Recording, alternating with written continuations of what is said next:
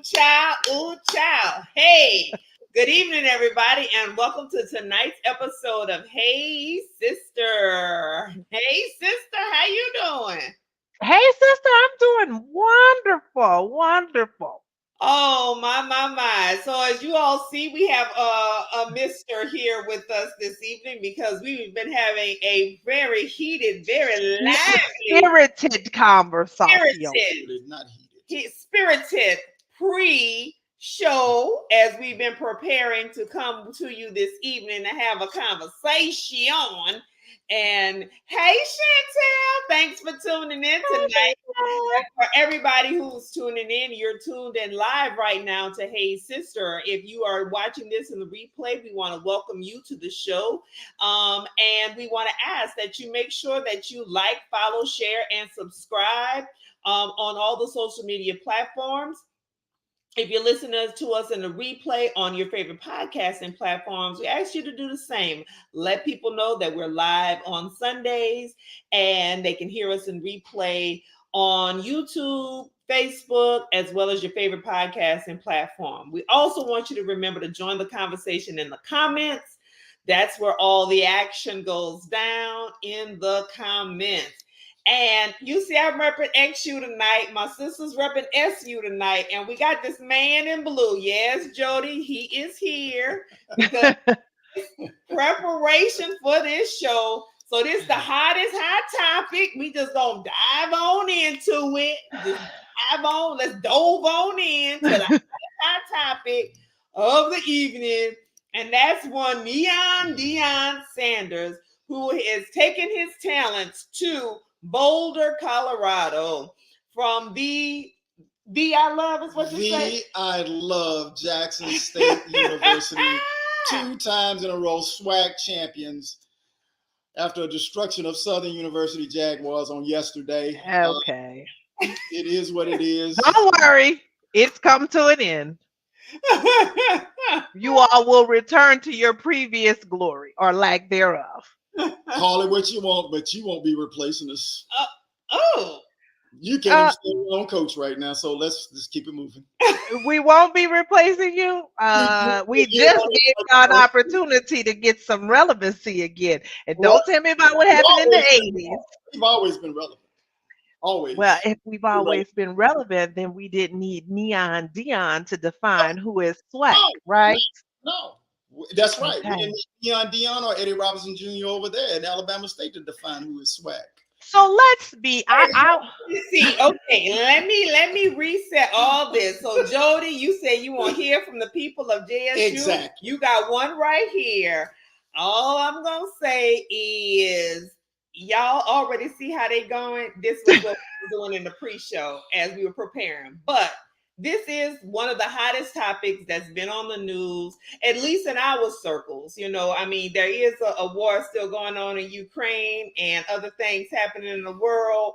And you know, that rapper who was once known as a college dropout still acting a fool out here on Beyonce's internet, as they say, or Al Gore's internet. All of that stuff. Or Al Green's internet. Whoever internet you want it to be, honey. That thing, and he done hooked up with that one who denied them children got killed, and now he want to file for bankruptcy so he don't have to give them people no money. We see what all y'all doing out there too. But the hottest of hot topics, yes, Donald, HOT hot our world is this transitioning of one Mr. Deion Sanders. They won the SWAC championship, Jackson State University. Congratulations, husband. Thank you. Wife. Yeah, you know. Thank you very much. It's been a few years. It has. And a few tears. Oh, 2 years in a row. Please tell us that it was 2 years in a row. Yes. But prior to that, it had been a while. Prior to that, it had been a while. We understand that. Okay. So let's lay it out for the people who don't know nothing about Neon Deion, don't know nothing about SWAC, don't know nothing about HBCU or football. Mr. Deion Sanders, who is a former collegiate standout, pro standout in football and in baseball, who was at Florida State University, is where he received his collegiate fame. recently became a coach at Jackson State University. And I say recently because it is in the year of 2020. Where he was hired by the innovative and forward-thinking athletic director, the current athletic director of the year. What's his name? Ashley Robinson. Yes. And so that's where Dion went. Now Dion did not receive a degree from Florida State University. He received his college degree in recent years, much more recent years, at Talladega College, another HBCU. So I would say that his life has been enriched by HBCUs. I want to say that before we get into the topic. I see we got a little laughter here. We got a, and I do not wish him well. Go JSU, thee I love. Okay, now he ain't swag. Now, thank you. Okay, now we have a alternate point of view. My point of view is, all right. Well, wait a minute now. You won't hate sister night. We didn't even get a chance for the sister. All we know is that the Cowboys are playing tonight. You're not gonna have me here for an hour. Oh, no worries. We ain't talking about this for an hour. Yeah, we gonna. Yeah, I know, because we probably could, but as I told my wife, you could make this into, because it can go into deeper things. No, we can't. It is about being swag. First and foremost. I was not too caught up, with him leaving. Reason being, I knew he was going to leave. The thought that he was going to come in and be here 15, 20 years was not sustainable. It wasn't even a smart thought. Wasn't a thought. It wasn't a thought. And to be honest with you, I've been telling my wife that I am more concerned about our innovative AD, right? The thought process of being bold in your approach in how you do things at an HBCU level or a SWAC level, right? He approached Dion about this. Dion didn't lobby for the job, but Ashley knew that I can get something from you and you can get something from me that you need. They agreed upon those terms. He got us 2 SWAC championships that I am grateful for, because guess what? We've tried this for 14 years before we got it right, before we got a SWAC championship. He came in, did what he said he was going to do. And that's all you can ask of the man. We were a stepping stone. And I understand that some people in the SWAC don't understand that our coaches have never had to deal with, this particular situation where somebody is going to come after them. So I understood at the beginning what it was going to be like. And then in 5 years, he won't be at Colorado because he has a larger plan. He's trying to get SEC. He's trying to even get bigger, to a bigger venue, So it is what it is. I'm not going to lose too much sleep over it. He's gone. Like anybody else, wish you well. Good luck. Thank you for what you gave us. And, as far as being SWAC, you are SWAC until you're not SWAC. He still got a game December 17th. He got to play the Celebration Bowl. And then December 18th, you out there in the Pac-12. Well, he's already out in the Pac-12 because he already is. God-driven mission. But Donna, you do understand. If it was all business, no, sir. Now I got to jump in at some point. Now I'm trying to be respectful. You got 2 more minutes now. I'm just saying 2 more minutes. But I'm going. And so to Donald Naylor's point, like I just was telling you in the pre-show. If somebody called me tomorrow and asked me if I want a job making $5 million, $2 million, $1 million, $750,000, $500,000, I'm pretty much gonna say yes. Okay, but I have absolutely, anybody who knows me, anybody who watches this platform, anybody who's talked to me, I have never pretended that I was on my job for something bigger than money. I have been very clear that the purpose of the work that I do at this point in my life is to pay my bills. And if this is about him paying his bills and he want to move on, like I said, I don't bemoan a man for moving on, doing what's best for his family, his progeny, his career, none of that. I don't bemoan you that. But when Eddie Robinson Jr. told him he wasn't SWAC, first of all, the genesis of that conversation came because Mr. Sanders, we know, is prone to talk a lot of smack. He talked a lot of smack. And when they got to the game, at the end of the game, came for the handshake. He did a handshake. Eddie Robinson said, but then you want to come in for the embrace. No, because he felt like you were being disrespectful through the week. So we don't have to pretend like, as we say from the hood, we shot marbles. We don't have to pretend we friends because you're not swag. You're not a part of the tradition. You're not a part of the culture. You're not a part of the history. You are just what you said. You're a coach. This is a stepping stone on your way to your next thing. That's on your journey. On your journey. And that's cool. We don't have to be friends. It is no different than people, because all of us are in part of Greek lettered organizations here. It's no different than people who become members of certain organizations and we don't see them no more. They wanted it for whatsoever it was that meant something to them.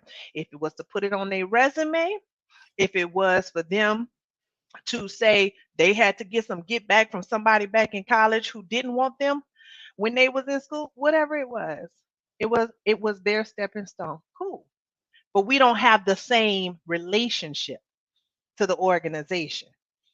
We don't have the same feelings about it. When he gave that shirt to Michael Strahan that said Michael Strahan is swag. Michael Strahan played at a swag school. Michael Strahan would have known better than in his first days as a coach to take a victory away from his student athletes, and make the conversation about somebody breaking into his car. And just like yesterday, y'all swag championship win, somebody who was swag would have made it about the players, about their boys winning, the young men that they helped groom. But he made it about him and going to Colorado. Hey, but you want to know, I will let you know this as a proud Southern University girl, sitting on a white throne.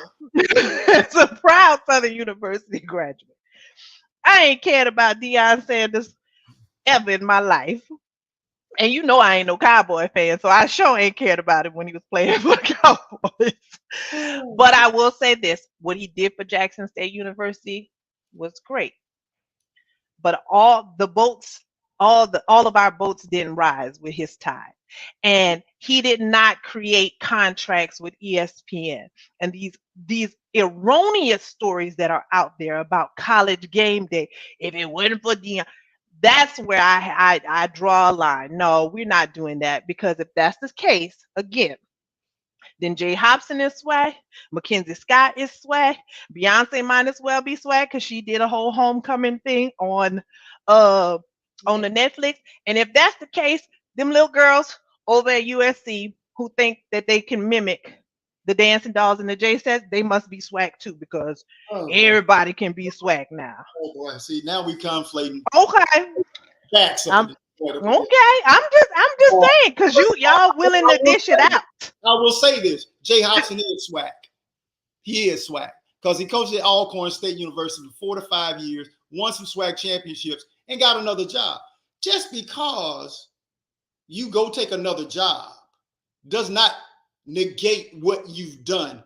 I never said that. No, well, do you think the culture is embedded in him? Do you think he has love for the university and the culture and the historical premise of all of it? Go back to what you said about Black Greek letter organizations, where we get it, but then they don't do nothing with it. But what about the alum that never get back to Jackson State University or Southern University? They talk about them. They're not swag either, right? They sure not, and they don't even need to be. In your definition, they're sitting on a throne of lies too. You have defined what swag is. You define what you feel it is, but what you feel it is does not necessarily work for everyone else. It doesn't, so I never said it did. Let's make sure that we're not, what I would say. Let's make sure that we are not.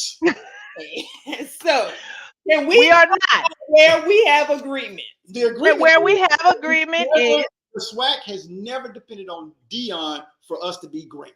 Okay, absolutely. That's it. Absolutely. We agree on this. HBCUs were relevant before Always. Deion Sanders came. Absolutely. They will be relevant after he left. We know Absolutely. that of the schools in Mississippi, actually Jackson State have the most. Don't they have the most? The attendance is highest amongst the They have more NFL Hall of Famers than all the other schools. absolutely. And also, And that Jackson State has the NFL players. most attendance. They got more in it. So all of that happened long before Deion ever came. Long before. And Absolutely. we want, and so for me, who went to XU, who didn't have no football, Right. and is not a power any of the league schools, I just say this. HBCUs have always been relevant. They will remain relevant. And I just want all of us to be in agreement on that. I want us to not feel like we are stepping stones, because I don't even like that term. I don't like it either. Okay. Because we were the opportunity. We, as my sister always say to me, I'm the prize. The HBCUs, we're the prize. He was blessed to have the opportunity to be at Jackson State University. And we need to say that. He was blessed to have an opportunity to be at Jackson State because another HBCU gave him an opportunity to get a degree that he didn't have after he spent his years at Florida State. So next year, I want to see Jackson State.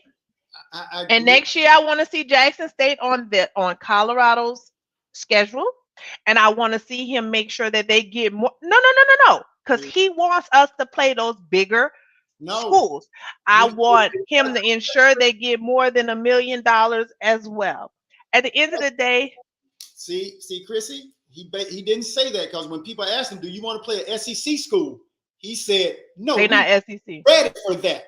They're not SEC. Do we play any Power 5 school? We're not ready for that. Yes, we can match up in our skill positions, but we do not have the personnel on the front line. And he said he was not going to get his kids hurt. What they're not his kids anymore, right?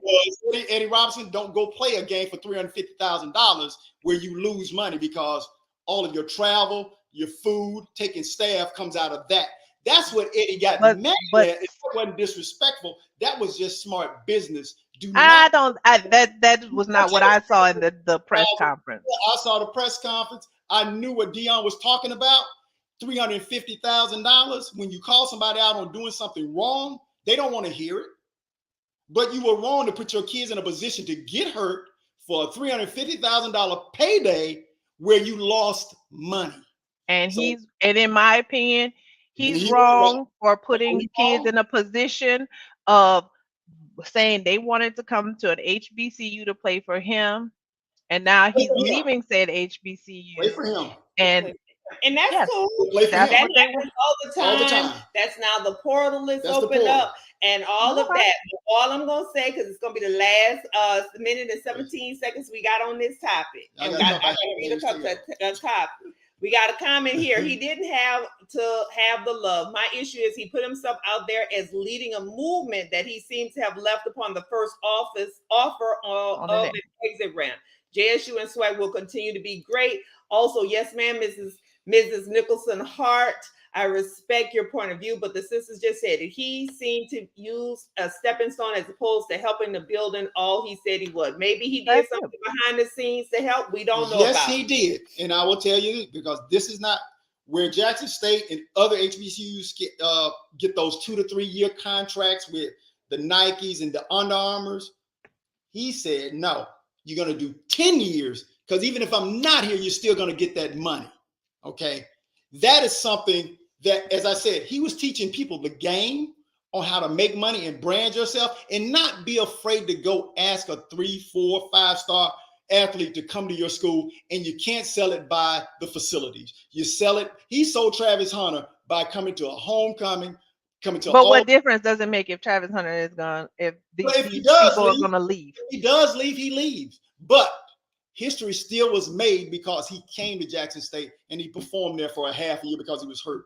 Like I said, at the end of the day, if it's cool, with JSU graduates, if it works for you all, then God bless.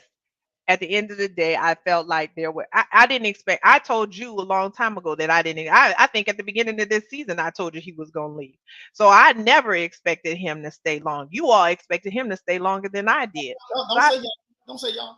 No, yes, you said you expected him to stay for 4 years. Until his son graduated. Right. I never expected that.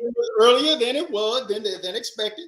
But So that's why I just said I never anticipated Colorado that. got the other black coach out of there, called Darrell, and said, you got 2 years. Well, I'm gonna tell y'all all that. Okay, I don't know if they have a major IMG contract yet. I don't know what that stands for. Not long, That's just for the 4 talent. years. IMG is the talent agency. 4 years. But I will say this. As my husband always said, when we play dominoes, all money ain't good money. And I want for us, if we are in a position, right, and already in a position to wait on the Lord for which cometh our strength, I think the brother should have waited and not took this job. But that's just me, because I think this is not the best job to take. Exactly. It is not the best job, but it is a job that if he gets that 1-11 team up to 8-3 in 3 years, he will be going to the SEC job. He will be going to the ultimate job, the job that he ultimately wants. Because he wasn't going to jump straight Florida from Jackson. State is not the SEC. ACC, it's a Power 5. Okay. He may want, but Florida State, they started to win this year. So what I'm saying, though, is he wants to get ACC power, a real true powerhouse team in one of the ACCs or the SEC or even the Big 12. Well, I'm gonna tell you this. That's all. One thing I know for sure about the way the Bible I read and what I read. Okay. I'm gonna tell you this. If it was all shaped by the Lord, and it was gonna happen anyway. No, and the Lord is speaking to him. Then we will see that success. If it ain't by the Lord, we gonna see how these next couple years. No, it could be by the Lord. The Lord maybe said, "I want to put you in Colorado so I can humble you some more." It could so be. It is what it is. I took 2 toes from you. You almost died. But maybe I need to put some more things on your plate. So God is omnipotent, right? He sure is. We don't know what God is. And we just guessing. Ooh. And only God knows if the Cowboys are about to win. I love y'all. Y'all have a good Go ahead. Turn this. Put this shirt. Yes, Dion. Go on 8 toes down in your Cowboys trash and their owner is trash. But we like champions and Southern ain't. That's okay. Y'all enjoy these 2 years of success. At the end of the day, let's move on because I've spent way too much time on someone who's irrelevant. But like I said before, is his wife? Is his girlfriend swag too because she throws up College Hill series at Texas Southern University? No, she's exploiting the system just like he did. Thanks. Oh no! Well, look, y'all, this has been a very spirited dialogue, and I know now we got to get to the shows. Tuned in live with Hayes' sister. And we have been talking about the transition of Mr. Deion Sanders from Jackson State University to Colorado University in Boulder, where it's University colder, of Colorado, where it's colder. I was trying to get a rhyme off of that. Yeah. And so, hey, we hope that you are enjoying this conversation so far. My husband, who is a Jackson State alum, he had to join in on this part of the dialogue. But now we're going to get into what we were supposed to talk about tonight anyway. Y'all, my sister's been on a little bit of a sabbatical. And so we've been talking about all the things that we want to watch. The sabbatical about to end. Yes, and we've been watching a lot of things. And which one you want to jump into first, sister? The movies or the TV shows? I mean, let's talk Wakanda Forever because I think we've alluded to a bit of it, but we need to go on ahead and just say all that needs to be said. You know, I'll say this. Black Panther 2, Wakanda Forever did not disappoint. It was definitely, you know, as my daughter has taught me about all the different levels of the universe and, you know, level 3, level 4, whatever level they on, opening up the different levels. So they introduced a lot of new characters that are going to take us into some more parts of the Marvel universe. But the article that I read just the other day, and to me, this was really the most poignant thing. It dealt with grief in such a moving and beautiful way. It dealt with the impact of grief, not just on the immediate family, but the extended family, the community at large. And it dealt with it in such a beautiful way. And at all of the scenes sitting on the side of the water, right? Because we know just like the waves come in and go out, and there are higher tides and lower tides, that's the same thing with grief.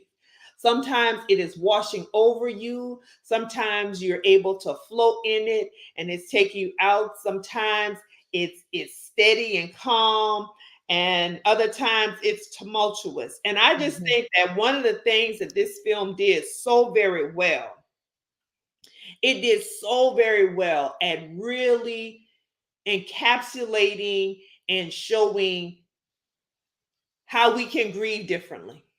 Mhm.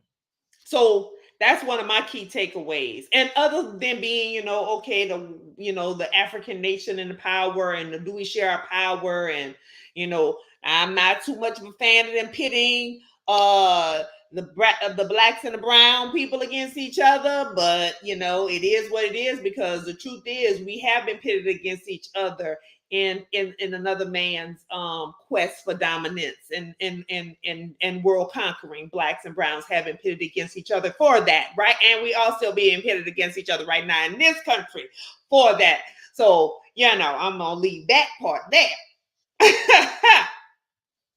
But no, I think even as a segue out of the last conversation, Mm, that's a huge part of it, right? Um, we are often pitted against each other in ways that if we ever figure out, I don't know, if we ever figure out our power, our strength together, um, we could just do some incredible things. And obviously, this is a work of fiction. Speaking of the various levels of the Marvel universe, for which I am not articulate or educated in, um, we know certain storylines had to transpire in order for these other stories and movies and series to come about.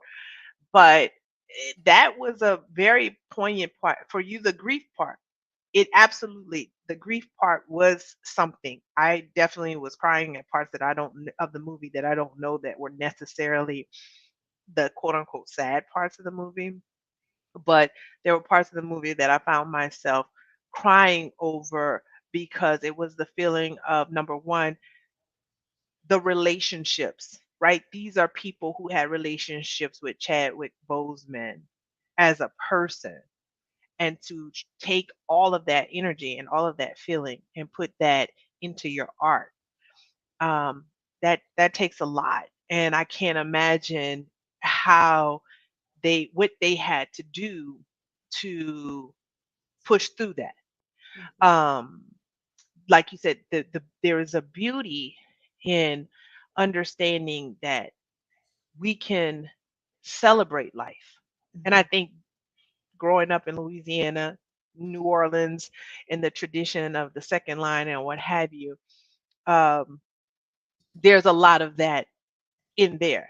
mhm, What I saw in a lot of the scenes from be it from an organizational standpoint, being in a sorority standpoint, being it from, again, growing up in Louisiana and the second line and the celebratory ways in which we celebrate death, or celebrate life at its end on here on this earth. I saw so many areas of symbolism that made me think about some of the rituals that we do have, but there's so many rituals we don't have mhm, because of what was taken from us. There's so many rituals we don't have when I think there was even a part of that, what was done in the I don't remember the name of the world under the sea, whatever. The way they did things, the traditions that they had, a mhm, lot of things that have been stripped from us over the years. But yeah, there was a part that there was a lot of sadness for me to feel like we're always being pitted against each other, and whether it was the woman king or in Black Panther 2, too many times black men are used as the conduits, if you will, for this kind of bumping of heads, I Mhm. guess. Too often we have again, black and brown people are pitted against each other and made to feel like we're each other's enemy instead of the actual enemy. So um all of those things brought a level of grief and sadness to me, even though I understand they have to transpire for the Marvel universe Mhm. to transpire, if you Yeah. So we have some agreement. Chantel was agreeing with us in some of the comments that we were making. Donald has this comment. Black Panther does a lot to contextualize the origin of its villain's source of finality. Is that villainy? Thank you. will. I was reading that correct. Yes, very, very much so. And they did a very beautiful job of that, because even those who are villains often start off thinking they are operating in a just way, right? Or that they are seeking justice and retribution, and not really thinking about the consequences and or harm that could be then caused by those actions. They also contextualize how some have the ability, you know what, we gonna sit back and wait, because we gonna go back into this ocean right now, but we gonna sit back and wait because we got something else for y'all, right? Because at the end, basically, I know they're setting up that story, but it's like, Right. no, we're going to sit and wait because we know how to sit and be patient. And sometimes we, as we discussed, don't know how to sit and be patient. Yes, Killmonger, now Namor. Yes, they know how to sit back and they villainy started off from something was seemed righteous at the time. Well, and I'll also, point out the whole vibranium thing, right? So Wakanda thought they were the only nation with vibranium, and then we, of course, we learned that this this other land, well, I can't remember. I saw it on November 10th. So um, they too had vibranium, and again, we all have these resources, Mm-hmm. right? Either within ourselves or within our land, our talent, the places we live. We have all of these resources, and these resources are what others want. But so often we're told that they have it over there. You go attack them, instead of us saying like, well, we got it and y'all got it and they want it. Why don't we join forces? So, Mm. Yeah, so I don't remember the name in the movie, but it's like a version of Atlantis. Basically, it's a sunken city, Atlantean or whatever, but it's a version of Atlantis where he was from. So that is that. Listen, I'm with you. When we realize that we are the vibranium, we'll be unstoppable. How about mhm. that? Ah! Yeah. Ooh, child. Okay, so that was one movie. You want to go to the show, or which show you want to go to next, sister? Woo. Well, I still let's say go. forever, and I can't wait for the next one. I can't wait to see what Shuri is gonna bring. I can't wait to see what Ironheart is gonna bring. Yes, yes. Yeah, I don't know. I There was a part of me that was at first thinking, do we need another one? And of course, obviously, we know we'll have another one. And again, this is all about moving the um We're gonna have at the least story one. along. We gotta see the sun come, the next sunrise. Right, right. Yeah. But I don't know.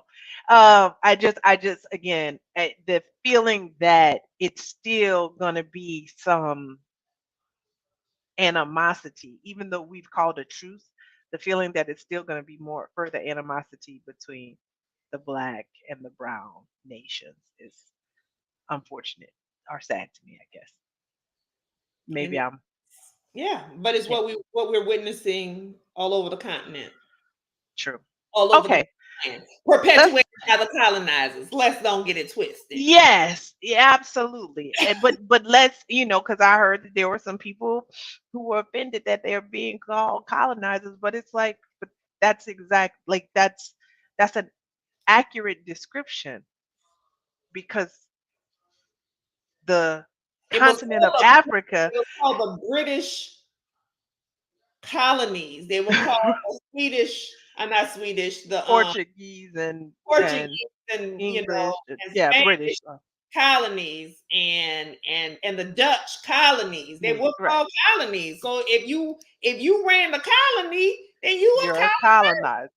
Exactly. So interesting, but we'll see how it plays out. I think well let's Let's talk about another type of colony then. How about we do that transition? Because my sister finally caught up with June and them in no, Gilead. I don't want to talk about that yet. Y'all want to talk about them yet? Okay, No, we got it. Let's go ahead and let's get this Queen Sugar conversation done because it's gonna take us a while. Lord, Lord, she about to make y'all heads explode. Oh, child. So, Queen Sugar wrapped. It had its 7th and final season. And it wrapped on Tuesday. Oh, Queen Sugar, Queen Sugar, Queen Sugar.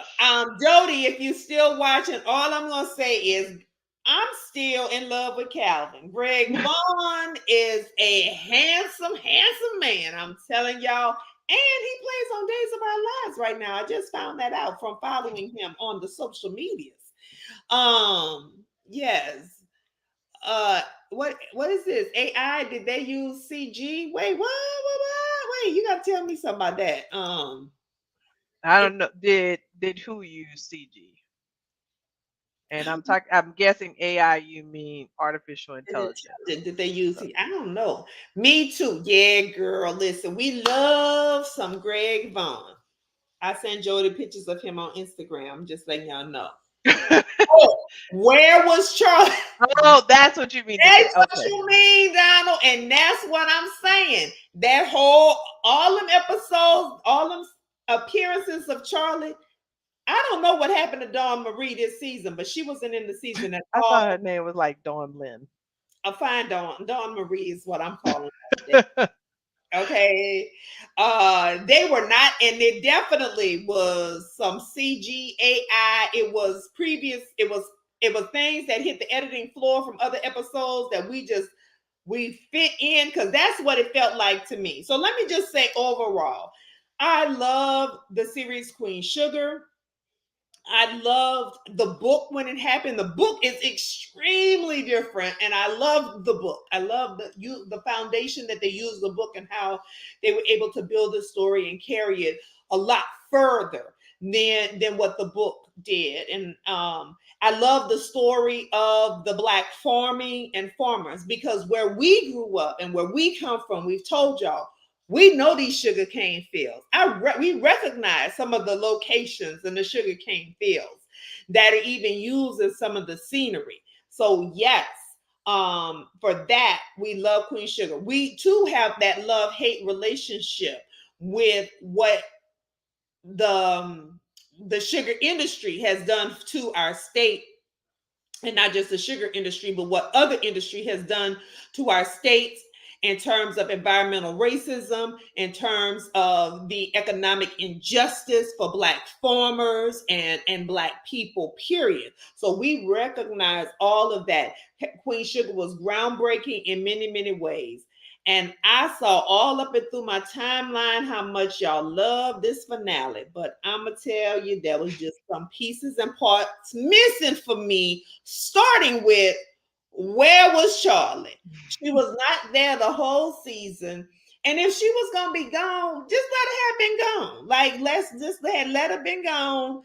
I was not feeling those pieces and parts trying to weave that in. And then there was some timeline issues.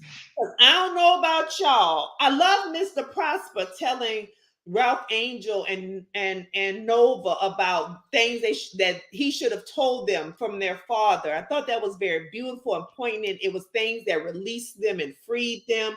I love that so very much. But when he said, "Go get your woman, you could be in DC by midnight," boo, boo, you is not going from St. Joe to DC in that pickup truck is 16 hours because it takes 16 hours, period. So you ain't going from DC to from St. Joe to DC in 16 hours to be back the next day for the auction. I'm sorry.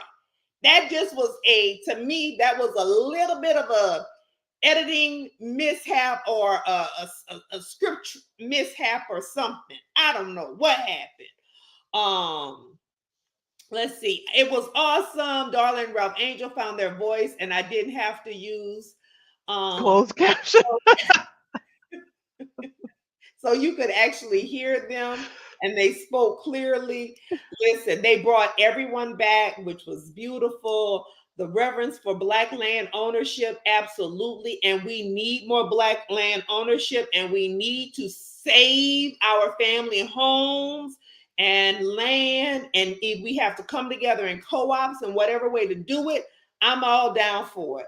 Okay, I'm gonna shut up now and let you go, sister. Yeah. So I I echo your sentiments. All of the beautiful parts.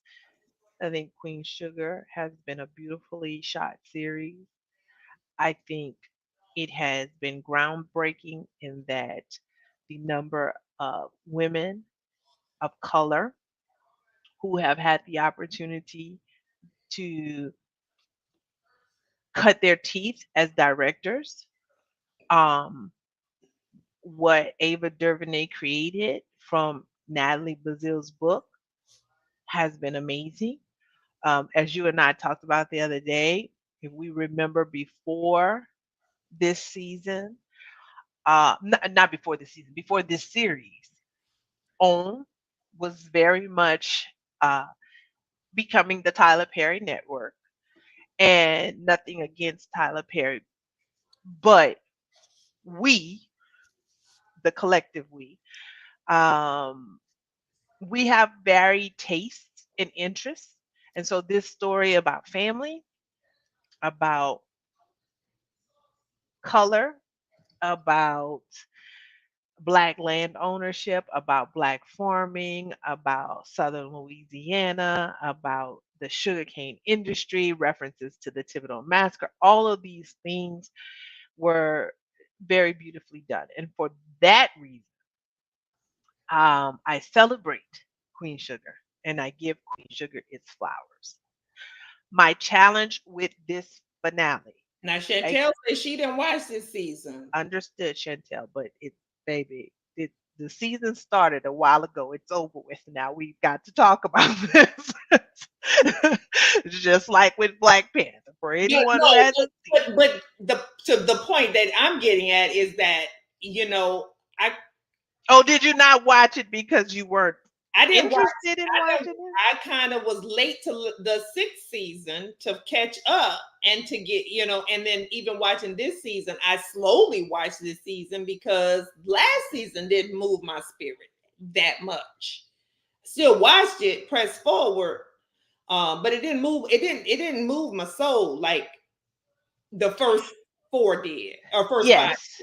I mean that's how I feel as well. Look, as someone who can cry at commercials, I heard a number of people. I got a number of messages where people were saying like they were moved, they cried, and I get it. Like in this particular series finale, the storm is over. That song, I love that song. So hearing that song on with the backdrop of Ernest coming back to make sure that all his children were okay, that was beautiful. And I can understand why that would bring people to tears. But when it was time to,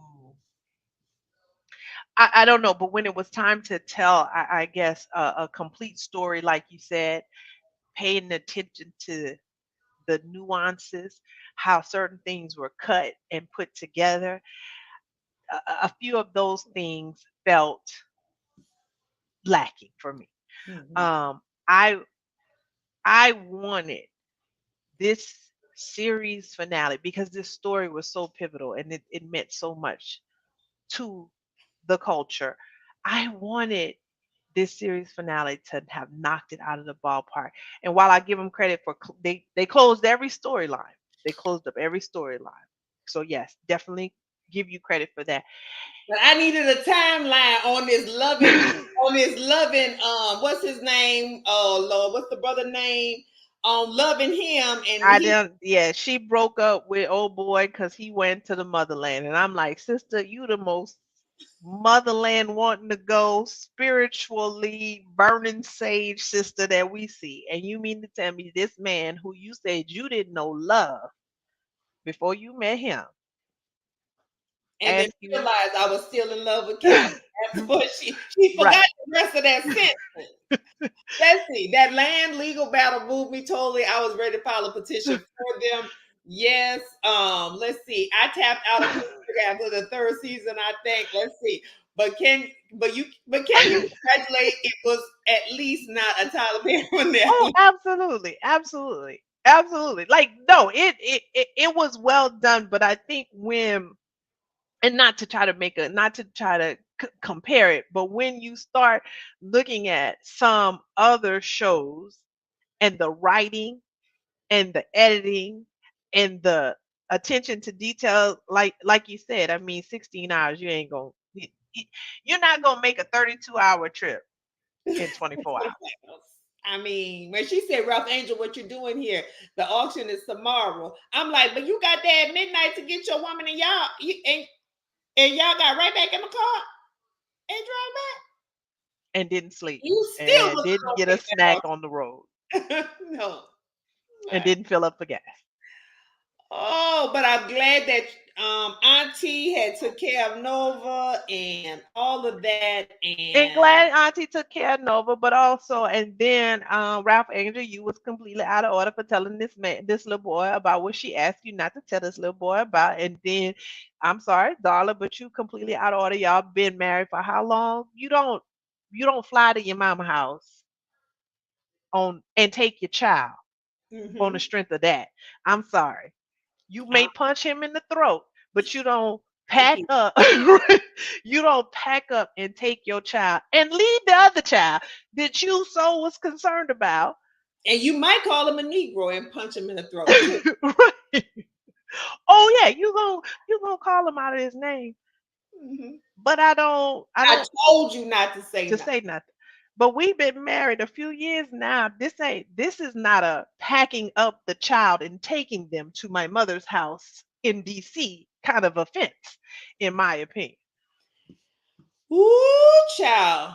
But it's over now. And like we said, there was some characters that, quite frankly, Lil Sandy didn't make it to the last two shows. Why we even got Prosper married to We got somebody? past married and we didn't even have Sand in the finale. Valley Billy Man came and he was in 2 episodes. He didn't even make it to the finale. finale. Like, Why Nova? Why we had to find out about Nova girlfriend from high school? yeah, we Like that was in a conversation and left it at a conversation. We station. didn't even see her. It just felt like it was some extraneous characters thrown up in there where I would have really liked them to see them have built out some of them other storylines that was already out there, you know. And then you bring little Kiki back and Mike and Kiki don't get To together. get together. They got together. Right. I was like, oh, I just knew Lil Key. And then Oh, you're you right. Kiki, come on, we gonna bring Kiki back, and then they not gonna get together. yeah, Man, stop. right. So there was some things and That's like, come on, Kiki. right. Yeah, Kiki Kiki had got her a new ponytail and all of that for back nothing. in his life was like, bro, I'm gonna hip you to this game, and I'm Game. gonna get you back into this culture. Even though she didn't go to the HBCU, we ain't gonna talk about Well, that. she went to your other alma mater. It's all good. My other alma mater, I know, but I'm just saying. But you ain't Tulane though. Ah, yes, because my money went there. I'm very much a green wave and a gold rush. You best believe it, boo. Huh. Hey, listen. When Y'all are them student loans get paid off. Y'all are tuned into Hey Sister Live. We is having a good conversation now. We've been talking about, we started off with the hottest topic of our day right now, and We that's don't have to revisit and that. we are talking right now about some of the things that we've been watching. In this show is all about prime time. What we've been watching in prime time, and as we get ready to go into the holidays, come off the holidays, some of the things that have moved us, or maybe not moved us as much as we would have hoped they had. So now we've talked about Queen Sugar. We talked about Wakanda Forever. On a footnote, now this is just a footnote. If you have not watched Descendant on Netflix, Right. you should watch Descend, and I spelled it wrong here. So let Yes, you did. me Very much so. very much so. If you have not watched Descendant on Netflix, which is about the real life story of those who are the descendants of the last slave ship to come into the United States of America, which came into Mobile Bay. If you read the book Barracoon by one Zora Neale Hurston, which was released in 2018, many years after his death, many years after she wrote the book, you learn more about Cudjo Lewis and the Africa town in the vicinity of Mobile and near Mobile Bay. As we have wrapped up this conversation about Queen Sugar, this is a great illustration, a real illustration, not fictionalized, about what happens in our communities from economic, social, environmental injustices, and what continues to happen when we are exploited, when people see there's an opportunity to make gains off of our suffering. It is a poignant documentary.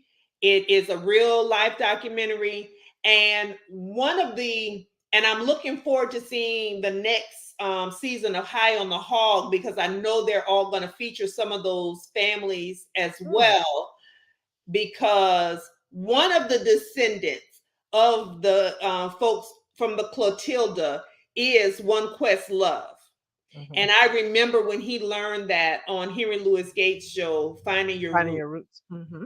And so watch Descendant and start asking questions about your own descendancy and where you come from and heritage and what made your stories and your family stories, because we need to preserve our stories, because if we don't, they will be lost forever, because other folks don't want the story told. We see how they're trying to wipe them out the history books. They don't want the story told because they never want to have any accountability or truth and reconciliation, because they both go hand in hand. Watch this documentary, sister. Can I don't I? know what to say.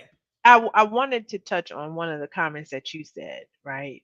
When you watched Descendant, it was a part in it. So, um, not to give the whole story away for those who haven't seen it, there's a part where, you know, this contemplation of how do you honor the Mhm. descendants of the Clotilda? How do you honor what was taken away, but do it in a way that not only includes, as we talked about with Charles a few weeks ago, not only includes the people who already live there, but that allows them to flourish and capitalize. Um, Not trying to go back to that first topic, but I think that's at the heart sometimes of our feelings when we come from HBCUs. We know how much our schools have been underfunded, have been neglected, have been ignored, have been treated differently. And then when people see an opportunity to capitalize, they pounce on us. And so you had talked about in this story how the sister was there was one person who was a descendant, and she kind of says, even if we get this, right? If there's this center that's created, a museum or something, we still, it still feels like we could lose. Like, Yeah. even if we win, we lose. Yeah, when they find this ship, which they ultimately did find, so they found the wreckage. When Right. they find this ship, we could still lose. Yes. And you watch, even in this story, that when they find the ship, the people who, not the brother who is directly connected to it and happens to be a diver, but the others, the way they brag about the fact that they found the ship, the way they, oh, let me show you where we found it. And do you see this? And you see that? And in this particular area, they have, it's all, again, environmental racism. They have all of these plants They that allow have it base, to come up all around them. yes, landlocked. They're landlocked around, and with all of these industrial and manufacturing plants, you have the mayor who gets on stage and it's like, yes, we're going to do all these things. And he is, again, his family, He's a descendant. he's a descendant not of the slave ship, but of The those who land. are the landowners, those who are now making money off of this. And so it's one of those constant feelings that when we win, we lose. Mm-hmm. We get excluded from the conversation, even though it's our conversation to be had. Mm-hmm. We get overlooked. They've already decided, oh, yeah, we'll put a museum there. And they've already figured out how they're going to make money off of it. And like they said, even when they've sued families, even when they've sued these manufacturing plants, the plants closed, they sued them. They have evidence that these plants was causing cancer and all that stuff. $200, $200. That's what constantly happens to us. So it is a powerful documentary. Like you said, I definitely encourage everyone to watch it, to know your stories, to tell your stories, but also to look around your neighborhoods to see how things are changing, and will we be systemically or systematically erased from the conversation. Mm-hmm. Very, very powerful. If Barack Obama recommends that documentary, y'all don't just have to take it from us because Barry said y'all need to watch it. So I'm just telling y'all make sure y'all go watch Descendant on Netflix. It will not disappoint. It's very thought provoking and provocative. All right, sister. So now you want to get into Handmaids or from scratch? Which one you want to go to? I would prefer to go to from scratch because I feel like I gotta save June for last. Okay, well, we gonna y'all, if you want to, We're hey, gonna go a little bit over the hour.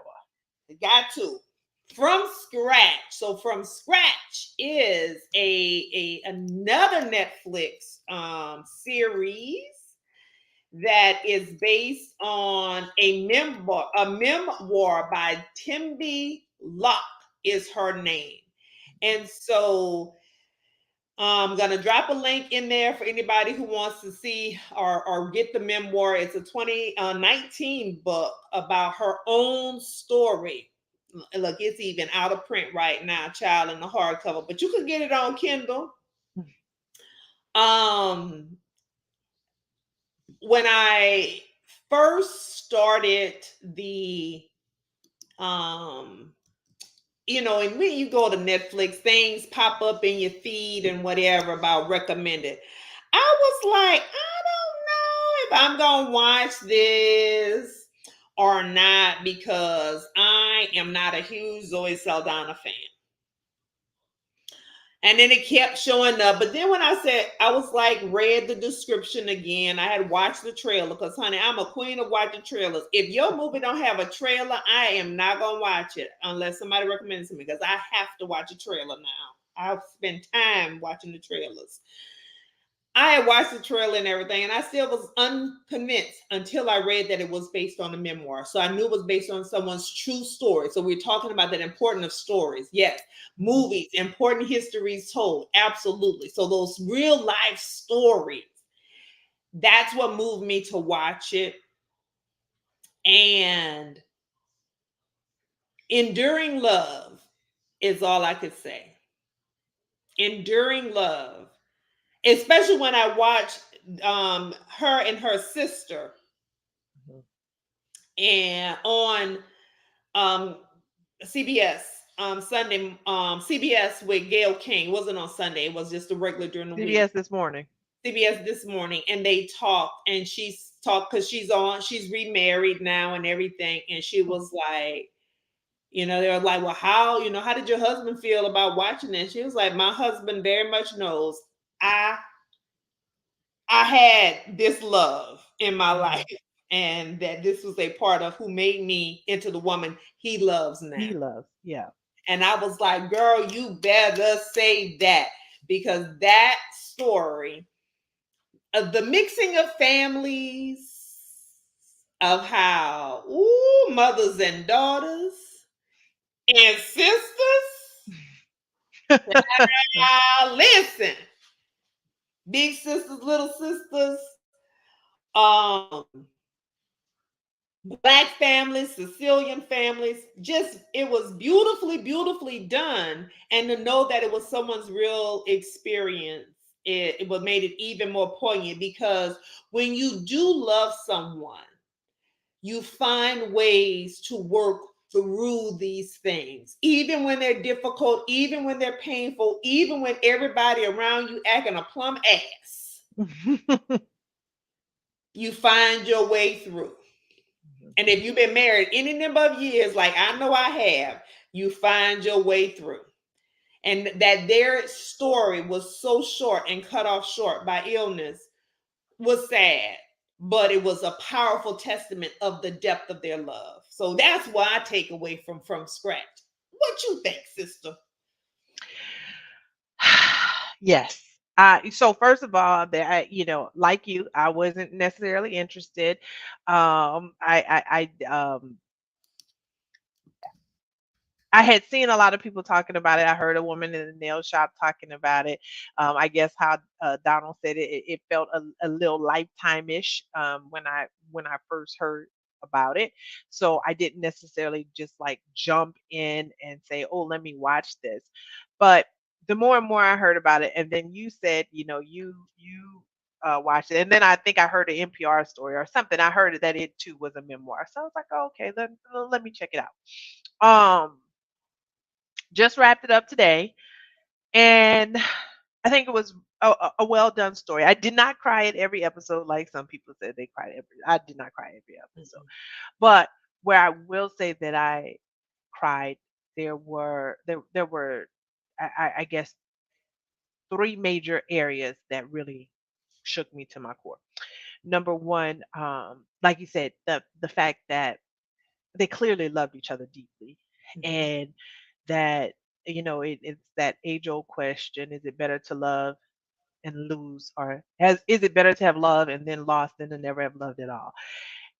I don't know. Houdini, one love, one love. Hey, girl, you Yes, must move on that but one. I think someone else probably said it before Houdini, but you know, um, so that was one thing. It's like, yeah, they truly did love each other, and they had a love that was built from something that to find each other in another country, all of that stuff. Um, they truly loved each other, but it was cut off short. Number two, I became very angry about the scenes in the hospital, because I'm like, if you ask this woman one more time, if you say one more time that you got to talk to somebody in the family, you just make the assumption that this is not this man's wife. That is a problem for me. And I think when they started going through all of those different tests and the different doctors and all of that stuff, and it was like, yeah. So you and I had just had this conversation about why does medicine have to be so seemingly purposefully difficult? And so to see somebody where you are trying to manage your family, you're trying to manage your marriage, and then on top of that, you have to manage this system that is hell bent on working against people Mm-hmm. in supposedly the wealthiest, And most quote doctors unquote ain't coordinating, ain't talking to ain't each other, talking to each telling other. you stuff, and you like, what the? Right. That truly angered me. And then obviously just the grief and the overwhelming grief and having to try to explain that to a child, and do the things as a parent to say, how do I continue to, how do I deal with my own pain and my own grief when I have these children or this child? Mhm. So I think it was lovely. It was done very nicely. There were a lot of themes there that, like you said, whew, mother daughter relationships, sister sister relationships, um, even husband and wife relationship, the being of different nationalities, Yeah. backgrounds, faiths, even the father son relationship. How do you deal with a parent who seemingly isn't proud of the choices and decisions you made, even if those are the choices and decisions that you feel like was best for you? So I think it was very, very well done, but I really do not envy anyone who has to deal with um, those kind of decisions, and yet so many of us do and will have to Yes. And are faced with them daily. Are faced with daily. them daily. And it's painful. It's definitely painful. Yes. Well, I would say, Donald, it's way beyond Lifetime. It did have that look, and it was great. So Amanda, who is one of who's been on our show before, who Mhm. has experienced grief and this type of loss and experience, said it was so on point with the description. I foolishly went into it not knowing it would hit so close to home. I couldn't finish it, but what I saw was beautiful. I may be able to finish one day, but I was clearly unprepared. And I think that someone who lost a great love of their life, felt like it was cut short, who had to navigate the healthcare system while having young children and having to explain that loss and transition and families and having support or not having the type of support you think you want or need, all of the things, right?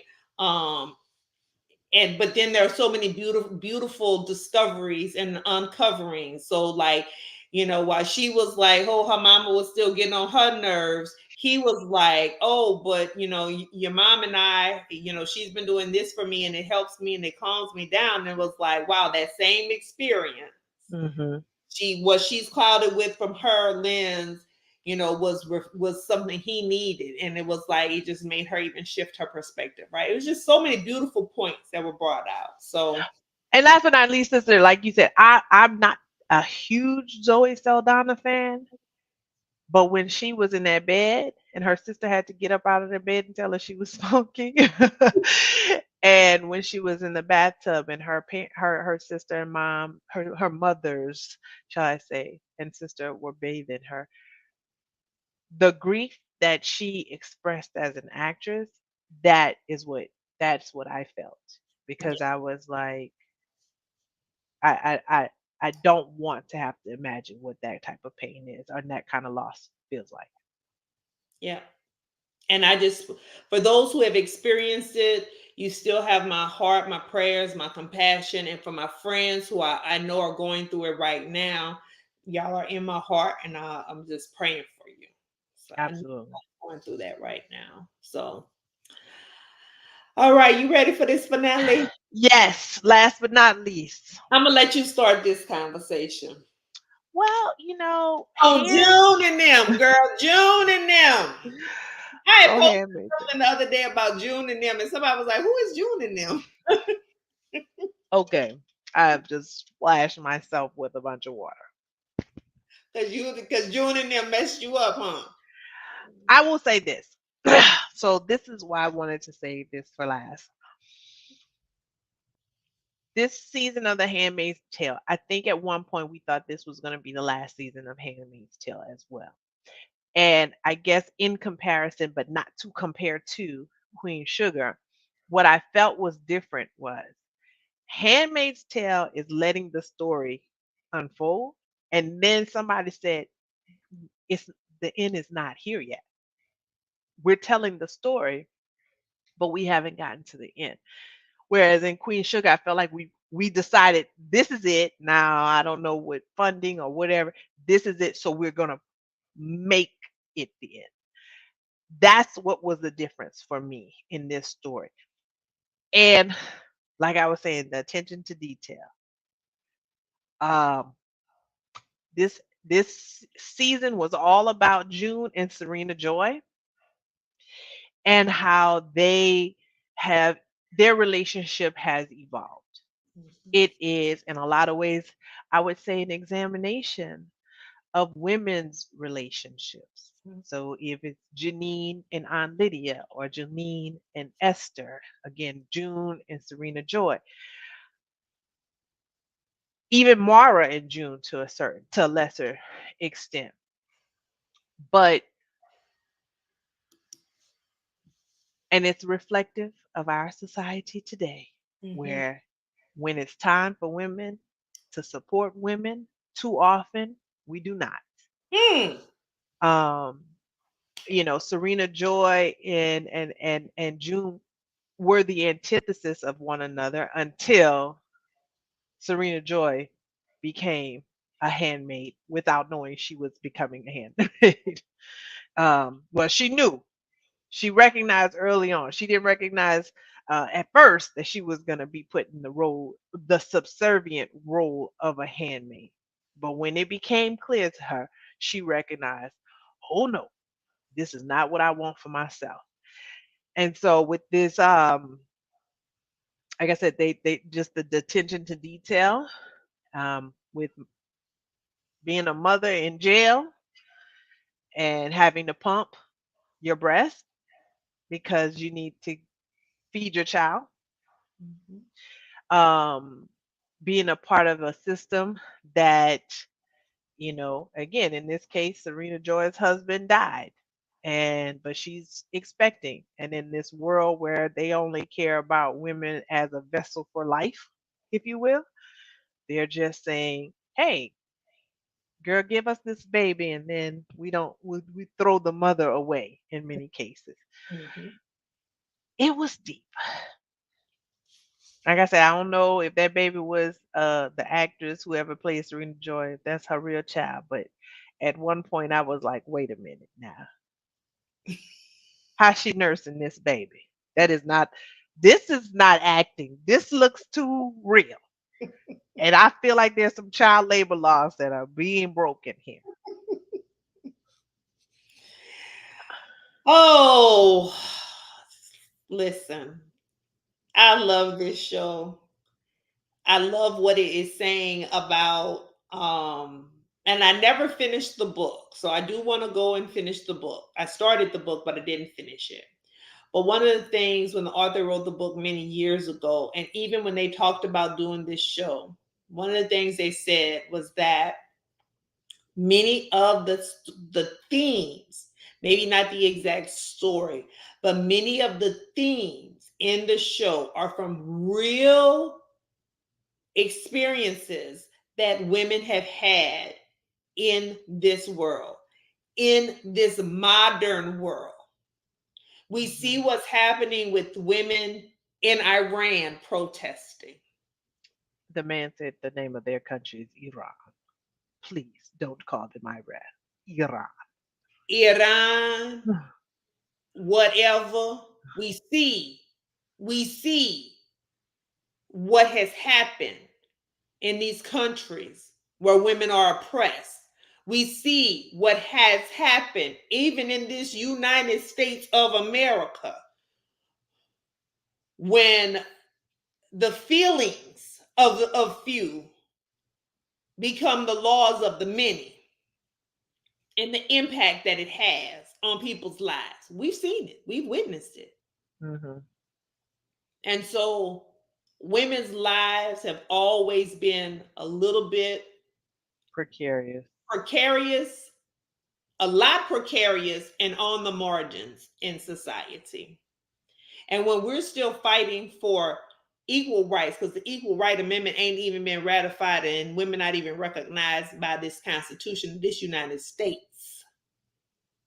we should know that we can be erased Mhm. and we can be put into a system that doesn't recognize and or honor us as full sentient beings. So I'm just going to say, as far as the series and the acting and the directing and the power, always knew Elizabeth Moss was a great actress. She started very young with some great folks when she was on the West Wing. If you didn't watch her in Mad Men, where she did a phenomenal job in Mad Men. If you didn't watch that Top of the Lake, which I think is available on Hulu for y'all to watch, but she's a detective. All I know is that girl be acting. She does. That eye, listen, when she start blinking and she be staring, like she gonna rip your soul out. And then she gotta go. And I be like, girl, that acting is She you blinked gotta out for real. Like, but you see people blink out. Like it's like they go into a trance and they a whole different being, and like, right, and then they come back to themselves. Baby, she right. did that role like whoo. She does. And when she told that girl, I'm not your we not friends. You're When not she said, friends. I guess I'm a better Christian than Christian. you. I was like, ooh, that cut me straight to my soul. But what's our baby girl name? That McKenna Grace, who plays Esther. listen, if y'all don't know about Lil McKenna Grace, let me tell y'all something about Lil McKenna Grace, because that young woman is 16 years old. 16. And she is, Plays. oh my God, as an actress, this young woman is phenomenal, amazing, and see, I loved her from what's the little movie? Troop I loved her Zero. in Ghostbusters, the Ghostbusters Afterlife. I loved her in that. Um, and then I don't remember her in I, Tanya. What's my little Girl Scout movie she was You in? do remember her in I, Tanya. She wasn't she the little girl who was Tanya when she was a little girl trying to learn how to first skate? Oh, okay. Well, and I don't remember her in Mr. Church. I But thought my she was. favorite movie is Troop Zero. I love her in Troop Listen, all Zero. I know is that When that little girl was screaming in that hospital. yes, and that was one scene. That was the only scene that she had in the whole show. And I was like, if this little girl don't stop all that screaming like that. But I feel you, sis. But now, okay, so let me say this. This is what's masterful about this show. This is what's amazing about the writing and the directing and what have you. That this show for me, and Donald, definitely watch it. It is it is one of those shows that makes you question what is quote unquote right and what is quote unquote wrong. Because at the end of the day, so we learn Commander Lawrence, for example, is the person who created Gilead. And Gilead was supposed to be this when he saw America, right, going to hell in a handbasket, as we all say, he wanted to create this new society, right? And ultimately, as is the case that we're witnessing now, when people can abuse power, they do so. And their abuse of power becomes, it has a ripple effect. So now he's trying to, in this season, he's trying to still get to that utopia, if you will. Mm-hmm. And the thing about mankind is we don't get to utopia because whether it's capitalism, whether it's whatever the ism is, somebody is going to try to. Somebody wants certain genders to be on top. Somebody wants certain uh, colors to be on skin colors to be on top, what have you. So yeah, it's done really well. But I found myself at different points feeling sorry for people who I know have been awful characters the whole time. Mm-hmm. So even an Aunt Lydia, who when she is extremely abusive to these young women, in her mind, I am doing something. I am trying to save them their souls. Mm-hmm. So it's really well done. Yeah. And the writing and the directing and the acting, it is all very well done.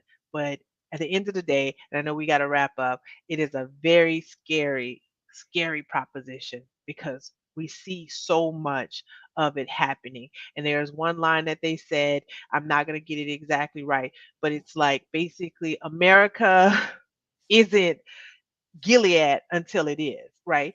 We Yes. don't we don't become we claim ourselves to be a society of freedom and But uh, people remix those definitions of freedom because right, you have Ron DeSantis who is talking about we were free here in Florida, but who's defining free and who was free and who was not?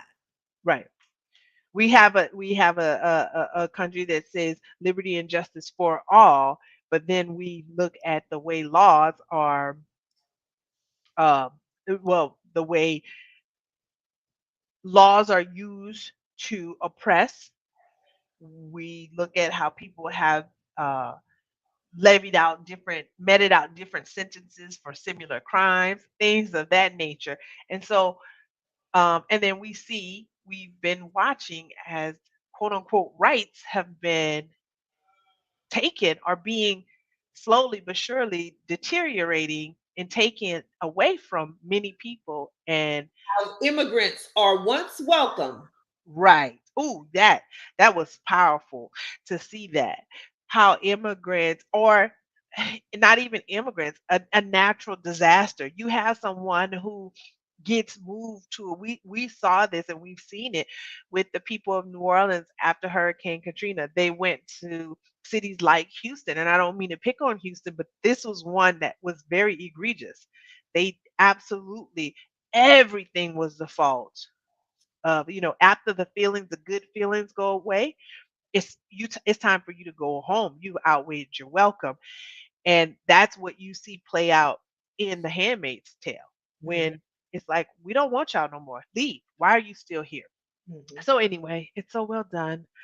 It's been a crazy season, and I look forward to the next season of Handmaid's Tale. And I Yeah. want everybody to go watch it because when you watch it, you will ask the question: Is art imitating life, or is life imitating art? And So the jury. y'all watch it. So everything we talked about tonight, if you haven't seen, make sure that you go watch it. If you're watching this in a replay, please drop your comments in. We want to hear what you have to say and what you think as well. We thank you for tuning in to Hey Sister Live tonight. We have a couple more episodes this year before we go on our holiday break. That's right. We're going to take a break and we'll do what we did last time. We'll come at you with some short clips and some reels, and every now and then when we together we'll be commenting on some things, so y'all make sure you check us out as we go along on the social media. But we have a couple more weeks of Hey Sister Live, so we'll see you next Sunday on Hey Sister. Good night, everybody.